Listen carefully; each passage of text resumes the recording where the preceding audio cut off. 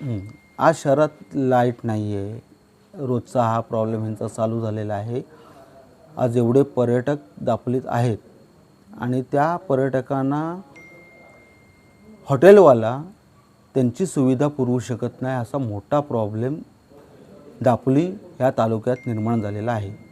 आज पर्यटक आणि हॉटेल व्यावसायिक ह्याच्यामध्ये खूप वाद व्हायला लागलेले आहेत। पर्यटक दापोलीतला कमी होईल ह्या MSEBच्या एका निष्काळजीपणामुळे। आणि आज दापोली शहरात अशा तक्रारी माझ्याकडे आहेत, मी शहर प्रमुख आहे दापोलीचा, की माझ्याकडे अशा तक्रारी आहेत की हे जबरदस्ती जाऊन यांचे कॉन्ट्रॅक्टर की स्मार्ट मीटर बसवा, हा शासनाचा आदेश आहे, आदेश असू दे, आमचं काय म्हणणं नाही, 24 तास सेवा द्या, मीटर बसवा, आमचं काही ऑब्जेक्शन नाही। तुम्ही सेवाच देऊ शकत नाही, तुम्ही सेवा काही पार पाडू शकत नाही आहात। आणि दुसरी गोष्ट की मे महिन्यामध्ये हा कधीच प्रॉब्लेम आलेला नाही दापोली शहरात। हा प्रॉब्लेम फक्त वादळ वारा आला तर काहीतरी आलेला हा प्रॉब्लेम आहे पावसाळ्यामधला।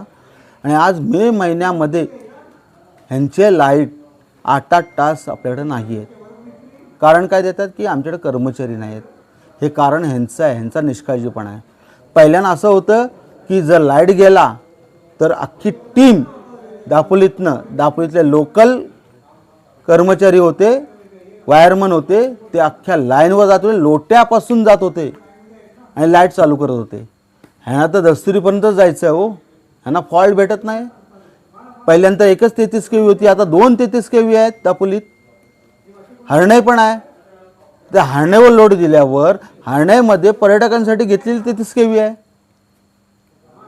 त्या 33 kVचा लोड दापोलीचा दिल्यावर, दापोलीचा देऊन अख्ख्या तालुक्याचा दिल्यावर ती 33 kV उडणारच आहे, ह्याच्यावर उत्तरच नाही आहे। आणि आज 4 कर्मचारी फक्त लाईनवर गेलेत फॉल्ट शोधायला, 4 पण नाही, 2च सांगितलं मला, इथनं 2 आणि वाकोलीतनं 2, असे 4 गेलेत फक्त लाईनचा फॉल्ट शोधायला। आणि अधिकारी इथं आहेत,